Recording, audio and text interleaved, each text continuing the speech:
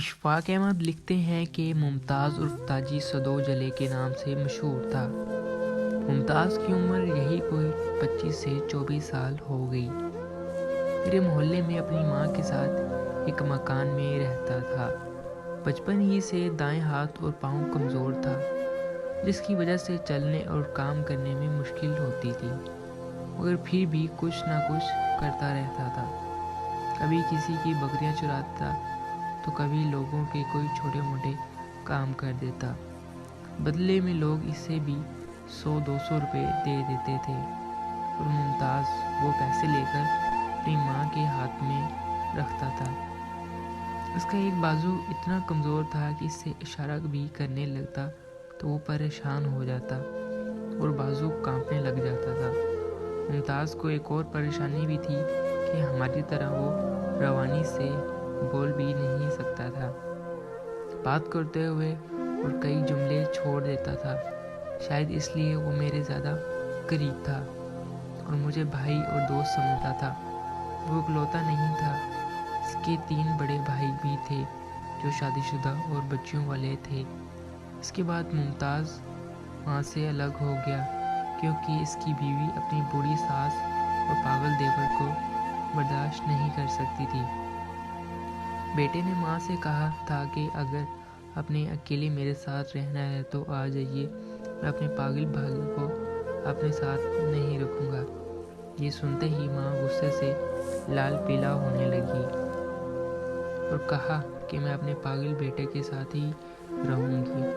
ممتاز کے بھائی میں اتنی ہمت نہیں تھی کہ وہ اپنی بیوی کے فیصلے کے مخالف جا سکتا تھا، لہٰذا ممتاز اس تقسیم پر بہت زیادہ خوش تھا کیونکہ اب اس کی ماں مار سے بچ گئی تھی۔ وہ ہر بات پر مجھے بتاتا تھا۔ جس دن الگ ہوا تو اس پہ بہت زیادہ خوشی تھی۔ میں نے کہا ممتاز آج بڑے خوش نظر آ رہے ہو، تو اس نے جواب دیا جی ہاں، آج میری ماں اپنی بھابھی کی مار سے بچ گئے ہیں۔ اس نے خود کو تھپڑ مارتے ہوئے مجھے سمجھایا۔ میں پہلے تو اسے نہیں سمجھ پا رہا تھا، اس لیے فوراً اس کی بات کو ٹوک دیا۔ اس لیے اس کی بات کو سمجھ گیا تھا۔ اس کے کہنے کا مطلب تھا کہ آج اس لیے خوش ہوں کہ اماں بھابھی کی مار سے بچ گئی ہیں۔ ممتاز بیچارہ سوائے رونے کے کچھ نہیں کر سکتا تھا، اس لیے آج الگ ہونے پر بہت زیادہ خوش تھا۔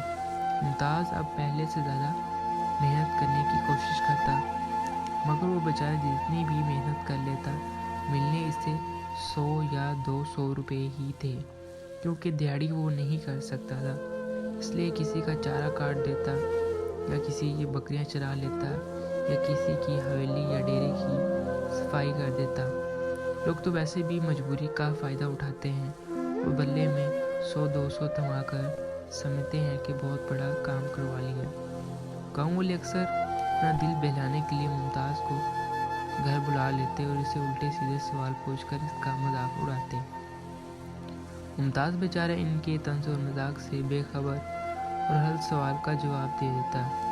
سننے والے کہکا لگاتے، ممتاز جیسے سیدھے سادے لوگ اور ان کی غربت دنیا داروں کے لیے مذاق ہی لگتی ہوگی۔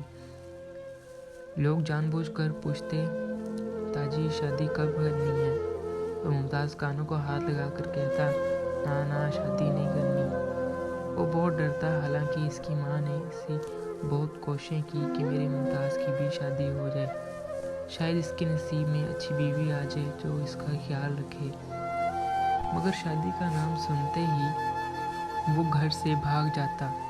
گاؤں والے حیران تھے کہ شادی سے اتنا زیادہ خوف زدہ کیوں ہے، مگر کسی کو کچھ سمجھ نہ آئی۔ گاؤں کے ایک حکیم نے وجہ جاننے کی بہت کوششیں کی مگر ناکام ہوا۔ آخرکار اس کی بیٹی نے ممتاز سے پوچھنے کی کوششیں کی۔ حکیم کی بیٹی نے بڑے طریقے سے پوچھا کہ تم شادی سے اتنے گھبراتے کیوں ہو؟ ممتاز نے کہا نا شادی نہیں، اماں کو مار۔ میری بیوی وہ لڑکی سمجھ گئی کہ یہ کیا کہنا چاہتا ہے۔ وہ سمجھتا تھا کہ اگر شادی کروں گا تو میری بیوی میری ماں کو مارے گی۔ اس کی بھابھی کی مثال اس کے سامنے تھی۔ اس نے جو دیکھا تھا اس کے معصوم دماغ میں وہی نقش ہو گیا تھا اور اپنی ماں کے لیے ممتاز ساری دنیا کو ایک طرف کر سکتا تھا۔ گرمیوں میں ایک دن مغرب کے بعد کام سے واپس آیا، جیسے ہی وہ بائک گھر کے باہر روکی تو ممتاز کی ماں ننگے سارا اپنے گھر سے باہر نکل گئی۔ ادھر نبیل میرا ممتاز نہیں رکھا۔ ماں کی آواز میں اپنے لکھتے جگر کے لیے بہت زیادہ پریشانی تھی۔ خالہ کیا ہوا؟ میں حیرانگی سے پوچھا۔ کہنے لگی پتر میرا ممتاز دوپہر کا گیا ہوا ہے، رات ہوگی ابھی تک وہ گھر نہیں ہے۔ پتر دیکھتے صحیح ایک کہاں پہ ہے؟ اس کی ماں نے رجات سے کہا۔ رجات ایسا فریادی تھا کہ کانپ گیا تھا۔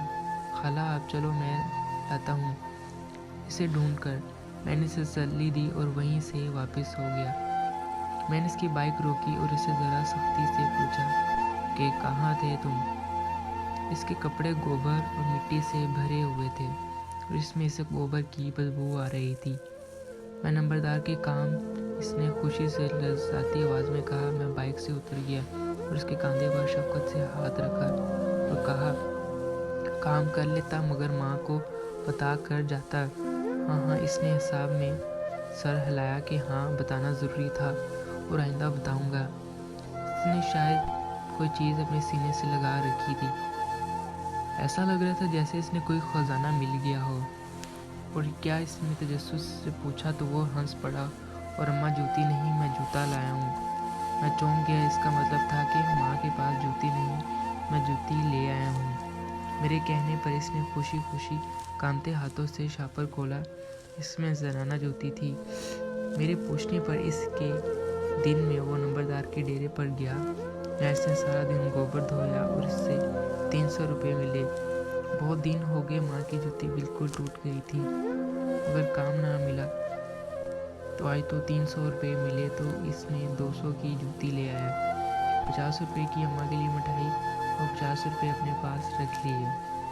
ممتاز اپنی بات ختم کی تو میں نے بے اختیاری سے گلے لگا لیا۔ باوجود میں رو پڑا۔ وہ پھٹے پرانے کپڑوں سے آتی گوبر کی بدبو مشک جیسی لگنے لگی۔ کاش ممتاز ہم سب تیری طرح پاگل ہوتے۔ میں نے اس کے ماتھے پر بوسہ دیتے ہوئے حسرت سے کہا۔ ممتاز کو میری بات سمجھ نہ آ سکی لیکن گلے لگانے پر وہ خوش ہوا اور اسے داد سمجھنے لگا اور اسے یقین ہو گیا تھا کہ اس نے کوئی اچھا ہی کام کیا ہے۔ میں نے اسے بائک پر بٹھایا اور اپنی گلی میں جا پہنچا۔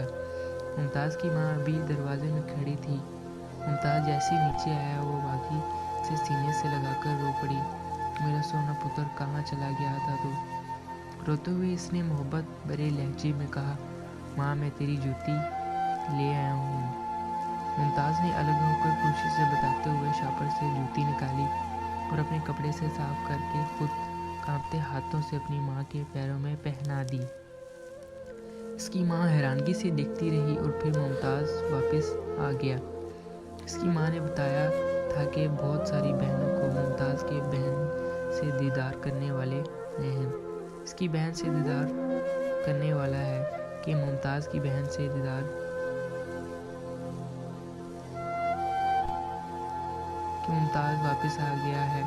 اس کی ماں نے بتایا تھا کہ میں اس کی بہن کو منع کیا تھا کہ اسے نہ لے جاؤ، یہ میرے بغیر نہیں رہ سکتا اور میں نہ اس کے بغیر رہ سکتی ہوں، مگر وہ نہ مانی اور میرے پتر کو زبردستی لے گئی۔ ماں کا دکھ ممتاز کے واپس آنے پر تھا کیونکہ وہ بن بتائے پیدل 30 کلومیٹر کا سفر کر کے واپس آ گیا تھا۔ اس لیے اسے ماں کو دکھ تھا کہ بیٹی اس کی بات کو میں نہیں مانی اور پتر کو تکلیف میں ڈالا۔ کچھ عرصے بعد ایک دن خاموشی سے ممتاز کی ماں سے ہمیشہ کے لیے چھوڑ کر چلی گئی۔ ممتاز کے لیے قیامت کا منظر قائم ہو چکا تھا کیونکہ دنیا میں اس کا واحد مخلص سہارا اس کی ماں تھی اور وہی اس دنیا سے چلی گئی تھی۔ مجھے اس کی ماں کے مرنے کا دکھ تھا مگر سب سے زیادہ دکھ ممتاز کا تھا کہ وہ اکیلا کیسے رہ پائے گا۔ اسے نہ کوئی اس میں پسند کرنے والا تھا۔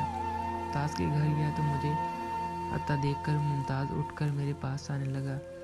جو ہی 2 قدم چلا وہ ٹھوکر کھا کر گر پڑی۔ میں بھاگ کر ٹرچ تک پہنچا تو وہ اسے سینے سے لگا کر رویا۔ ہم دونوں پھوٹ پھوٹ کر روئے تھے۔ وہ ایک دن دکھ پر رو رہا تھا میں اس سے کیونکہ اس کے نصیب میں اب ٹھوکریں ہی رہ گئی تھی۔ اس کی ماں کو دفنایا گیا تو ممتاز قبر سے لپٹ کر اس کی دردناک آواز میں رونے لگا۔ سننے والوں کے کلیجے ہل کر رہ گئے کہ منہ سے فقط اماں اماں کے الفاظ نکل رہے تھے اور سسکیاں۔ وہ ٹھیک سے بول نہیں سکتا تھا کہ اپنے غم کو لفظوں میں کیسے بیان کر سکتا، مگر اس کی اماں کہنے میں جو چھپا غم دل چیر رہا تھا۔ سب ایک ایک کر کے قبرستان سے چلے گئے، وہاں صرف اور صرف ممتاز رہ گئے تھے۔ کچھ دیر بیٹھا رہا اور اسے جی بھر کر رونے دیا، پھر جیسے تیسے اسے اٹھا کر گھر لایا۔ رات کو بڑی مشکل سے اس نے ممتاز کو وہاں سے کیا۔ ایک بار اس کی ماں نے مجھ سے کہا تھا کہ نبیل پتر، زندگی کا کوئی بھروسہ نہیں، اگر مجھے کچھ ہو گیا تو بعد میرے پتر کا خیال رکھنا۔ پتر، میں غریب ہوں، دعا کے سوا تمہیں کچھ نہیں دے سکتی، اللہ تمہیں اس کا اجر دے گا۔ اگلی صبح میں ممتاز کے پاس گیا تو وہ رو رہا تھا۔ میں نے اسے زبردستی تھوڑا سا ناشتہ کروایا اور پھر دوپہر اور رات کو ویسے ہی اسے تھوڑا سا کھانے پر مجبور کیا۔ دوسری صبح میں نے ممتاز کو ناشتہ دیا اور وہیں بیٹھا رہا، اور اب وہ کچھ بہتر نظر آ رہا تھا۔ اس نے ناشتہ کیا اور ہاتھ پکڑ کر چوم لیا۔ بھائی، اماں آئی۔ رات اس کی آنکھوں میں چمک سی نظر آ رہی تھی۔ رات خواب میں آئی تھی۔ میں نے جملہ قبل کیا کہ ہاں۔ اس نے زور زور سے ہاں میں سر ہلایا۔ اچھا، کیا کہہ رہی تھی؟ میں نے اس کا دل بہلانے کی غرض سے پوچھا۔ اماں ٹھیک نہیں۔ اس کی آنکھوں میں آنسو آ گئے۔ ٹھیک نہیں کیوں؟ میں نے حیرانگی سے پوچھا۔ مجھے یاد کرتی، میں بھی یاد کرتا ہوں۔ اماں بہت یاد کرتی ہیں اور میں بھی اماں کو بہت یاد کرتا ہوں۔ مجھ سے کچھ بولا نہیں گیا۔ میں نے شفقت سے اس کے سر پر ہاتھ رکھ دیا۔ تیسرے دن ممتاز عرف تاجی جلا اس عقلمند اور سیانی دنیا کو چھوڑ کر اپنی ماں کے پاس چلا گیا۔ صبح اسے ناشتہ دے کر اپنے کام پر چلا گیا۔ دوپہر کو گھر سے پیغام آیا کہ ممتاز فوت ہو گیا ہے۔ میں ساکت رہ گیا کہ اتنی جلدی، میں نے سوچا بھی نہیں تھا۔ وہ تو اپنی اماں کے بغیر ایک دن بھی نہیں رہ سکتا تھا۔ تو آج تو تیسرا دن تھا۔ ممتاز کو دفنا کر میں کافی دیر وہاں کھڑا رہا اور دونوں ماں بیٹے کی قبر ساتھ ساتھ تھی۔ میں سوچ رہا تھا کہ آج ممتاز کو بھی چین مل گیا ہوگا اور اس کی ماں اس کو بے چین روح کو بھی۔ ممتاز کے الفاظ اماں ٹھیک نہیں کیا مطلب تھا کہ مرنے کے بعد اس کی ماں اس کی روح کو سیدھے سیدھے بیٹے کے لیے تڑپ رہی تھی، کیونکہ وہ جانتی تھی کہ بیٹے ماں کے سگے نہ ہو سکے تو بھائی کیا ہوں گے۔ ماں ان پڑھ ہونے کے باوجود رشتوں کی ترکیب سے بخوبی واقف تھے، اور اس طرح ممتاز بھی اپنی امی سے جا ملا۔